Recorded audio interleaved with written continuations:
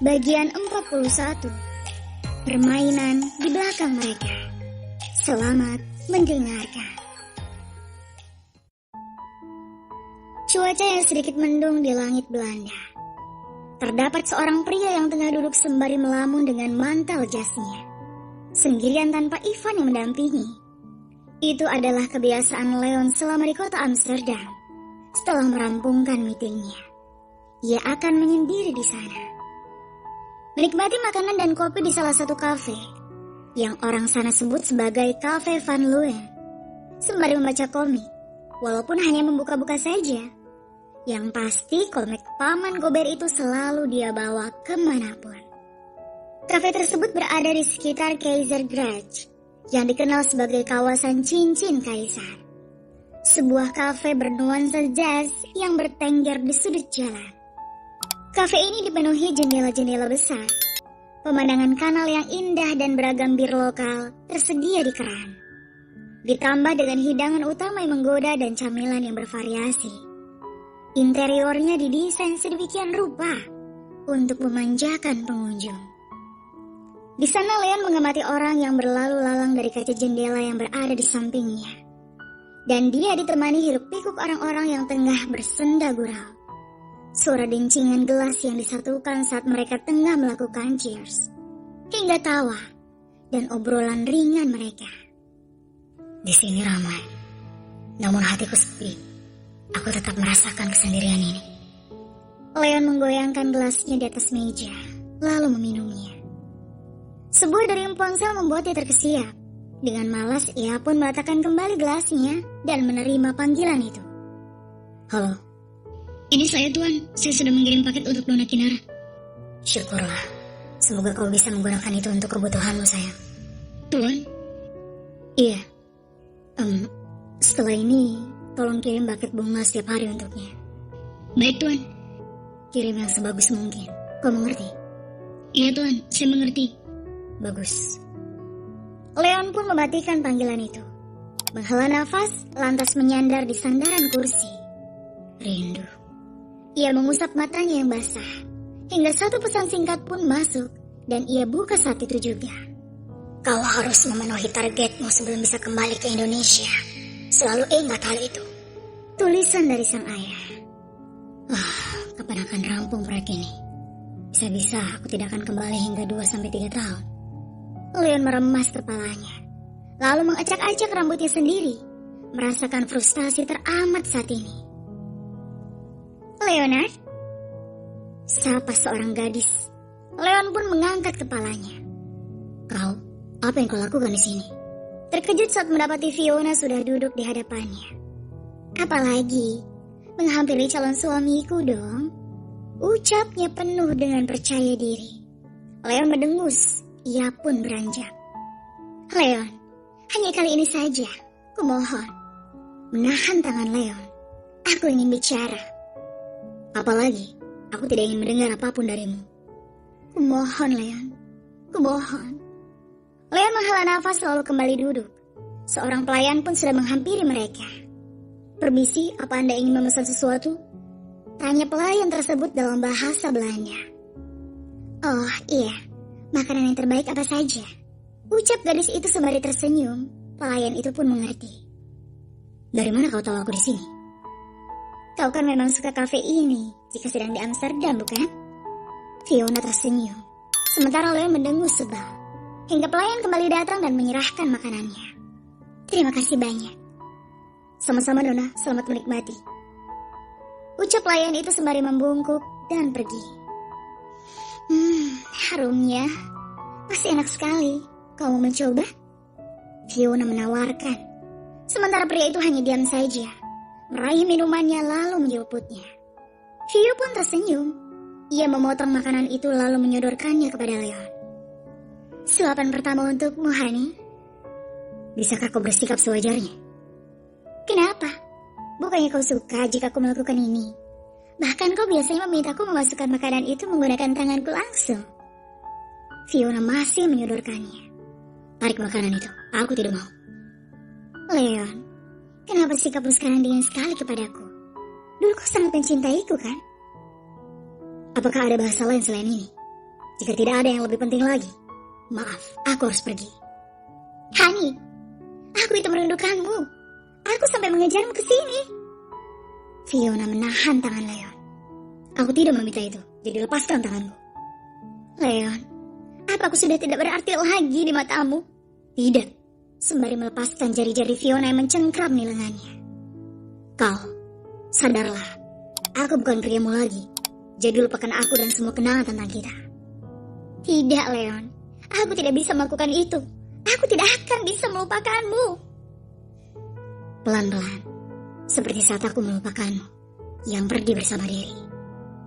Leon membenahi jasnya lalu melenggang pergi, setelah meletakkan uang di atas meja. Leon, kau salah. Aku akan menjelaskannya. Alasan kenapa aku meninggalkanmu dulu. Tolong dengarkan aku. Fiona menitikkan air mata. Pria itu tak menghentikan langkah, tidak peduli dengan apa yang akan dikatakan Fiona padanya. Leon, panggil Fiona yang sama sekali tak digubris Leon. Ih, menyebalkan sekali sih. Membanting sendok di tangannya ke piring, lalu meremas kepalanya dengan kedua siku menopang meja. Kinara, gadis itu sudah membuat Leonku berubah. Aku sangat membencinya.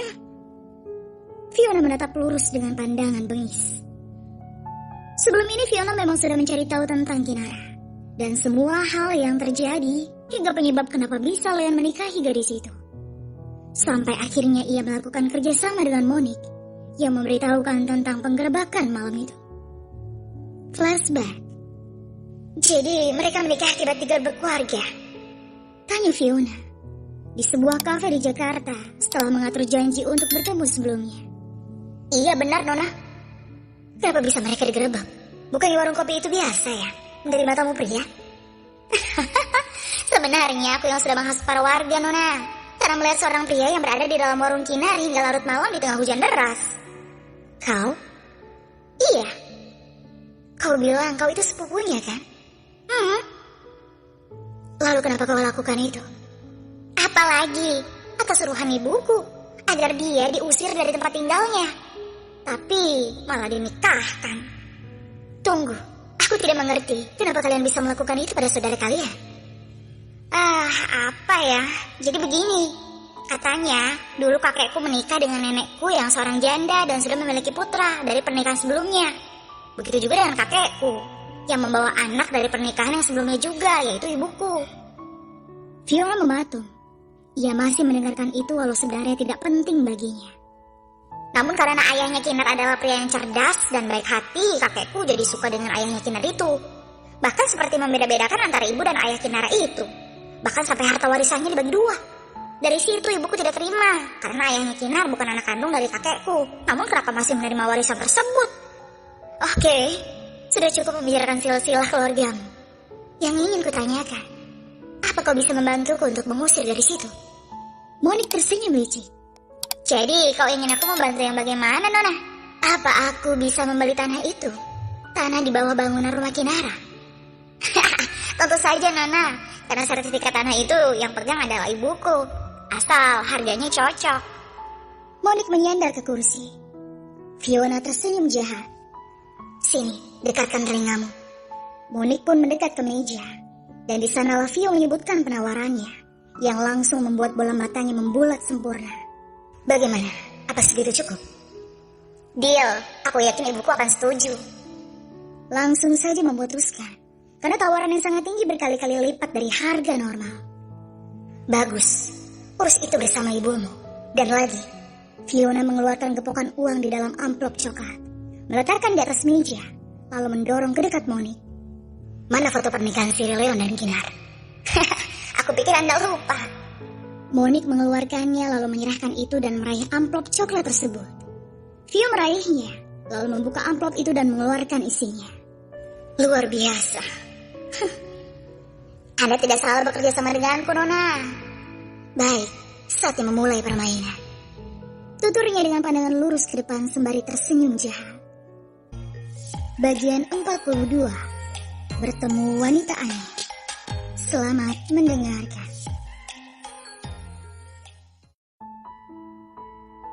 Dari situlah permainan keduanya dimulai.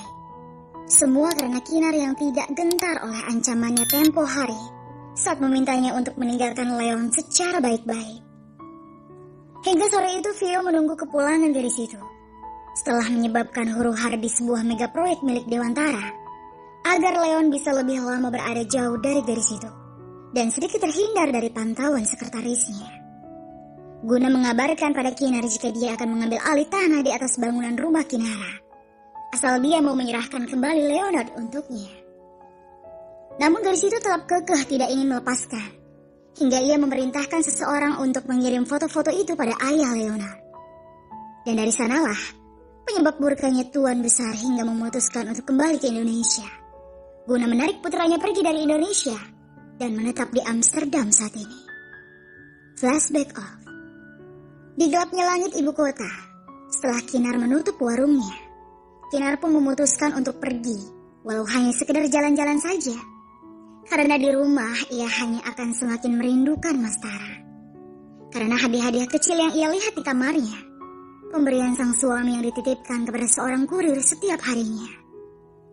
Iya, hari ini dia mendapat kiriman bunga untuk yang kesekian kalinya, dengan kata-kata yang indah. Hal itu semakin membuat Kinar bingung. Sebenarnya suaminya itu siapa? Dan sedang ada di mana?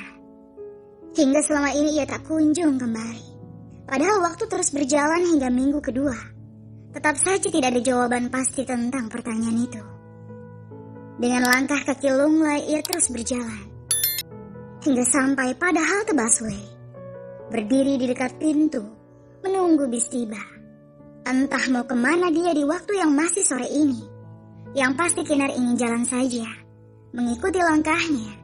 Siapa tahu dia bisa ketemu sama Mas Tara tanpa sengaja.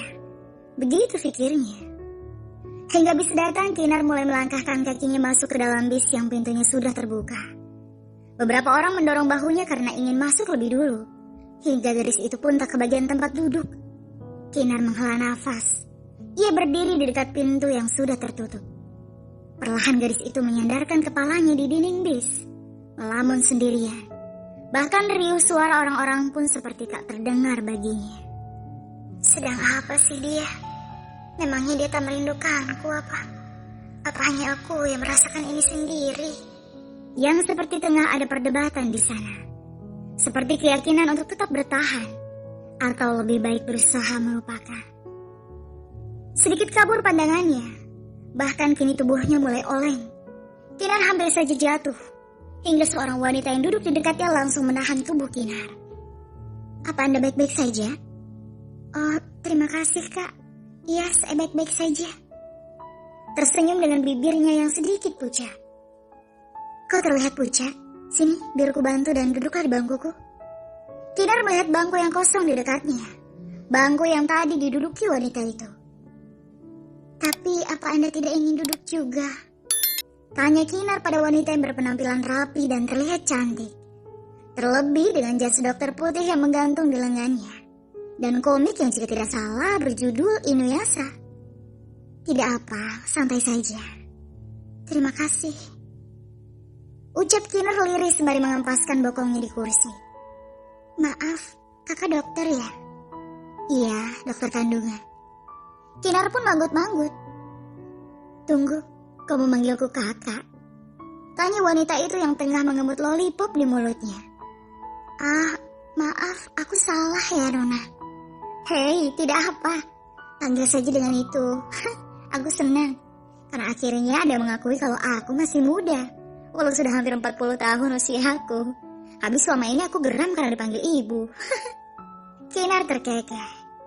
Dia adalah orang asing, namun sepertinya baik hati. Dan asik juga. Oh, kamu mau kemana? Entahlah. Entahlah? Kau pergi tanpa tujuan? Bagaimana sih? Iya kak, hanya ingin pergi saja membuang jenuh. Gadis ini seperti sedang ada masalah. Mau kutemani? Kebetulan aku juga sedang jenuh nih. Kinar menatap ragu. Hei, jangan melihatku seperti itu, Dik. Mengusap-usap kepala Kinara. Dik? Tidak apa kan? Jadi seperti kakak adik kita. Iya kak. Bagaimana? Mau?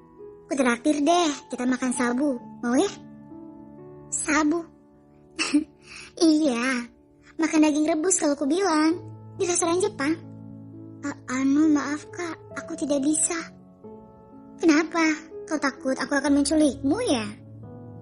Bukan begitu, tapi... lihat, kita sudah sampai di pemberhentian. Yuk, kita makan malam. Ayo adik. Menarik tangan Kinara. Walau Kinara sedikit menahan, tapi dia akhirnya mengiyakan. Di sebuah restoran yang bergaya Jepang, Kinara sudah duduk di mejanya, di mana di hadapannya sudah ada kompor satu tungku dan panci yang lumayan aneh dengan air yang sudah mendidih. Dengan beberapa daging yang sangat tipis di wadah-wadah yang tertumpuk di meja itu juga. Belum lagi dengan beberapa sayur dan juga jenis olahan ikan. Apa yang kulakukan sih? Kenapa aku malah di sini bersama dokter wanita yang nyentrik ini? Menatap dengan penuh keanehan. Wanita di hadapannya tengah menggosok-gosok kedua sumpit di lengannya. Cah, menggugah selera sekali. Meraih piring berisi bakso ikan dan sayur berupa tauge dan semacamnya. Lalu memasukkan ke dalam panci yang airnya sudah mendidih. Secara sekaligus, setelahnya ia pun meraih wadah kotak berisi daging yang sangat tipis itu. Kinar mengamati caranya makan. Karena jujur saja, dia sendiri bingung bagaimana cara makannya. Secara daging-daging itu masih mentah. Perlahan dokter wanita yang belum menyebutkan namanya itu mencelupkan pelan daging sebanyak 3-4 kali sampai daging itu berubah warna seperti daging matang. Lalu memasukkannya ke dalam saus yang berwarna hitam kecoklatan dengan wijen di dalamnya. Dan memakannya setelah meniupnya. Panas. Gumamnya sembari mengunyah. Ya ampun, nona itu sudah tahu panas langsung dimakan saja. Kinar menelan ludah. Oishi. Matanya berbinar. Ia pun menyumpitkan daging yang lain lagi dan melakukan cara yang sama. Sesaat matanya melirik arah Kinar. Kau tidak makan? Oh, tersadar karena dari tadi asik mengamati nona itu makan. Tidak kak, terima kasih. Kenapa? Ini banyak loh, ini kan porsi untuk 2 orang. Kak, aku sedikit... Maaf kak, mual. Mual? Apa yang membuatmu mual? Entah kak, akhir-akhir ini aku tidak berselera makan. Tapi ini enak loh, ayo coba saja, ini kan fresh. Kelihatannya memang enak, tapi entah kenapa membuatku mual. Kinar hanya menggeleng. Coba dulu dik. Tidak kak, terima kasih. Apa kau mau makan yang lain? Ramen? Ramen apa? Ya ampun, kau ini lugu sekali ya. Masa ramen tidak tahu sih? Itu mie. Oh, mie ya? Maaf, aku hanya tahu mie ayam, mie instan, mie nyemek, mie goreng abang-abang.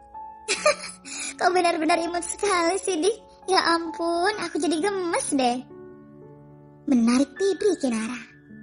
SKSD sekali wanita ini. Kinara meringis, namun ia masih terkekeh dengan ekspresi anehnya. Kinara pun hanya memakan rumput laut kering, yang menurutnya tidak begitu menimbulkan bau menyengat seperti yang lain. Dan benar saja, tidak menunggu waktu lama, wanita itu sudah menghabiskan semua daging tipis di hadapannya. Lalu mengangkat kuah sup yang ada di mangkuk dan menenggaknya langsung. Wanita itu meletakkan lagi mangkuk itu. Puas sekali rasanya. Sementara Kinar hanya menatap heran sembari geleng-geleng kepala. Gila, habis semua ini. Makan banyak adalah caraku menghilangkan stres. Stres? Iya. Walau tengah dilanda stres, tapi Anda masih bisa tertawa ya kak. Tidak sepertiku yang bisa tidak makan berhari-hari. Karena tertawa adalah caraku menghibur diri sendiri. Dan lagi setiap manusia berbeda-beda cara mereka menanggulangi stresnya. Kalau aku, pasti akan melampiaskan semua itu dengan makanan. Bahkan aku sering sesenggukan nangis sembari makan mie instan hingga 3 bungkus langsung. Astaga.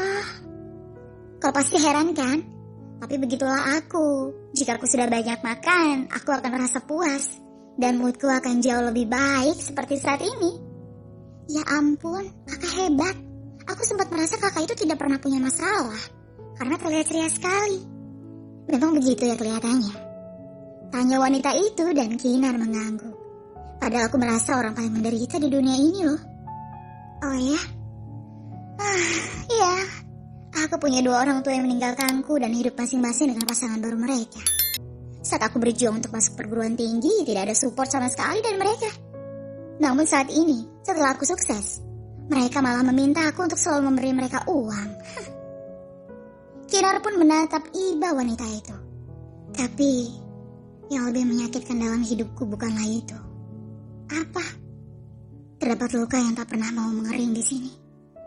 Wanita itu menyentuh dadanya. Semua sebab aku kehilangan pria yang kucintai dan bodohnya, aku masih menunggunya hingga detik ini. Meraih segelas air mineral dan meminumnya. Ia meletakkan kembali gelasnya. Aku bahkan mengabaikan orang-orang yang mendekatiku demi bisa terus jomblo. Sementara Kinar sudah menitikan air matanya karena berharap dia akan kembali sewaktu-waktu. Ini sudah 7 tahun berlalu dan dia tak kunjung kembali.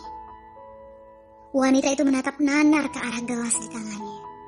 Tapi aku... Kinar pun meraih tangan wanita itu. Sudah kak, jangan dilanjutkan. Tidak apa-apa, aku tidak akan menangis kok. Aku sudah kebal, tenang saja. Kinar tersenyum. Abaikan omong kosongku itu ya. Maaf, padahal aku baru mengenalmu malah langsung bicara panjang lebar seperti ini. Aku tidak masalah kak.